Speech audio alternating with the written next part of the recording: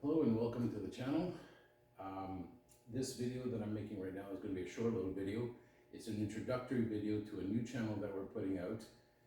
On the new channel, we'll be showing the work that we're doing on this 1979 Trans Am.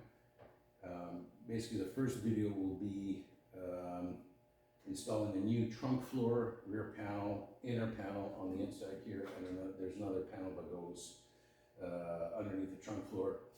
So you'll see that in the video. The channel is DSI Restorations, and it's up on YouTube right now, and I just wanted to direct you to that.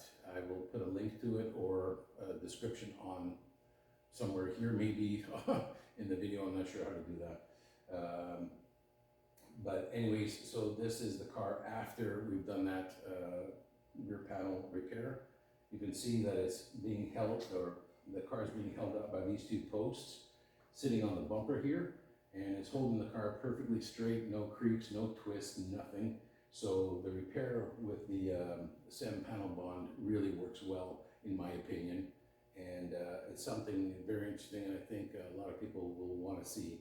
And there you go. So check out the new channel, DSI Fabrications. Okay, thanks for watching.